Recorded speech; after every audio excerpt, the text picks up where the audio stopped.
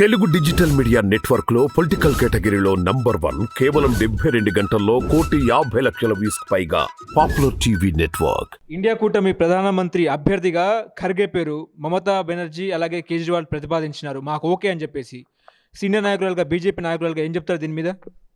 వాళ్ళకు ఓకే అయితే మాకు ఓకే. ఎందుకంటే ఇండియా కూటమి ఎంత ప్రాబ్లమ్స్, ఎంత డ్రామాకు గురవుతుందో అందరు చూస్తున్నారు.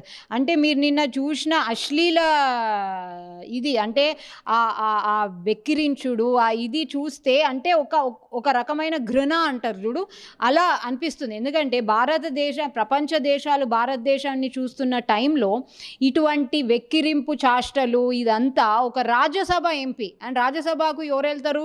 కొంచెం చదువు సంధ్య ఉండి ఒక ప్రొఫెషన్లో లేకపోతే ఒక ఏరియాలో చాలా నిపుణులు అనే వాళ్ళు రాజ్యసభకి వెళ్తారు. అది రాజ్యాంగంలో రాసి ఉంది. ఇతను రాజ్యసభ ఎంపీ అయి ఉండి వెక్కిరింపు చాష్టలేంటి? ఈ ఇండియా అలయన్స్ మీటింగ్లో అసలు నిన్న ఎవ్వరికి ఏమి ఇది లేదు. నితీష్ కుమార్ ఏమో టీఎంకే ఓళ్ళను తిట్టేసిండు. ఇదేంది మీకు హిందీ రాదా, మీరు అదేంది మాతృభాష అని అట్లా పక్కకి ఎట్లా పెడతారు? నితీష్ కుమార్కి కొంచెం అతి భ్రమించేసింది. అందుకోసము మొన్న అసెంబ్లీలో పిచ్చిగా మాట్లాడిండు. మమతా బెనర్జీ, అరవింద్ కేజ్రీవాల్ మల్లికార్జున్ ఖర్గేని ప్రతిపాదిస్తారని చెప్పేసి సోనియా గాంధీ, రాహుల్ గాంధీకే తెలియదు.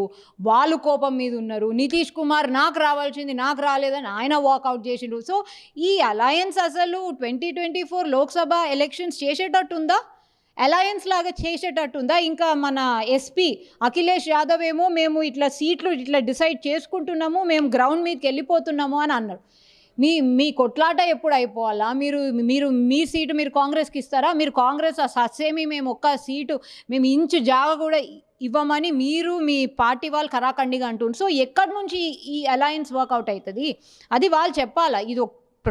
ఇది ఒక డ్రామా. మల్లికార్జున్ ఖర్గేనా, ఆయన ఒక రబ్బర్ స్టాంప్ కాంగ్రెస్ పార్టీకి. ఆయనకి ఏజ్ లేదు.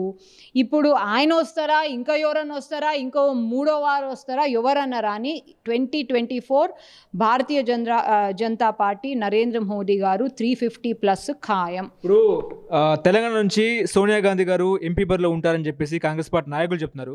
మరి మీరు మోడీ ఇక్కడ నుంచి బరిలో దింపే అవకాశం ఉందంటారా బీజేపీకి? అది మోదీ గారు ఎక్కడి నుంచి అనుకుంటున్నారో అది ఆయన స్పష్టం చేస్తారు. అంటే త్వరలోనే అది స్పష్టమవుతుంది.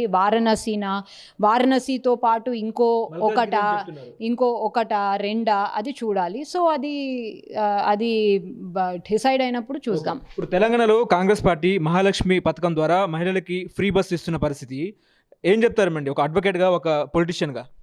మహిళలు కావాలని అయితే ఏం అంటలేదు.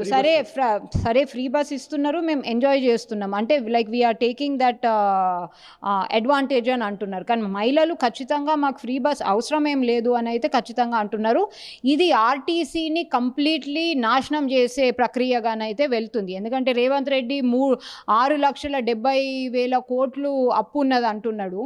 20% కన్నా ఎక్కువ అంటే మన ఎక్స్పెండిచర్ రెవెన్యూ అంట అదేంటి దిగుబడి రాబడి మధ్యలో డిఫరెన్స్ ఉన్నది, దాన్ని క్లోజ్ చేయలేకపోతున్నాం అని అంటున్నాడు. దళిత బంధుకి, రైతు బంధుకి, మైనారిటీ వెల్ఫేర్ లేకపోతే మైనారిటీ బంధుకి డబ్బు లేదని అంటున్నాడు. శ్వేతపత్రం రిలీజ్ చేసిండు. ఎందుకు?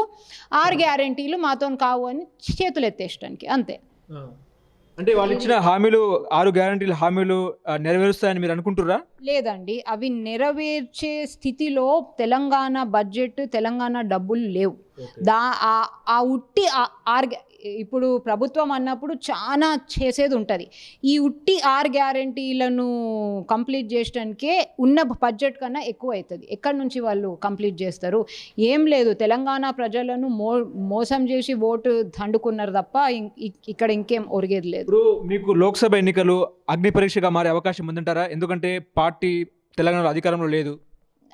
అగ్ని పరీక్షగా మారే అంటే మేము భారతీయ జనతా పార్టీ ఏ ఛాలెంజ్కైనా రెడీ అండి. లోక్సభ ఎన్నికల్లో అగ్ని పరీక్షగా మారుతాయా లేకపోతే మేము క్లీన్ స్వీప్ చేస్తామా అనేది, మేము ఎలా వర్క్ చేస్తామో, కాంగ్రెస్ పార్టీ ఎలా వర్క్ చేస్తుందో, బీఆర్ఎస్ ఇక ఉన్నా లేని కిందికే అది ఎలా వర్క్ చేస్తుందో అది చూడాలి. కానీ ఖచ్చితంగా భారతీయ జనతా పార్టీని అయితే దీన్ని ఈజీగా తీసుకోకుండా ఖచ్చితంగా గట్టి ప్రయత్నం అయితే లోక్సభ కోసం ఖచ్చితంగా చేస్తుంది. ఓకే. సో చివరిగా ఒక ప్రశ్న, మీరు ఎక్కడి నుంచి పోటీ చేసే అవకాశం ఉంది? అసెంబ్లీకి అయితే మీరు పోటీ చేయలేదు, లాయర్గా, హైకోర్టు అడ్వకేట్గా, మీరు ఎంపీగా ఏ ప్రాంతం నుంచి పార్లమెంట్కి వెళ్ళే అవకాశం ఉంది?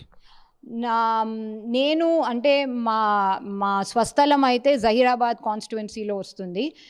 భారతీయ జనతా పార్టీ అండ్ అధిష్టానము డిసైడ్ చేస్తే, లేకపోతే వాళ్ళు ఆదేశిస్తే Zahirabad is the right place for me. Zaheerabad.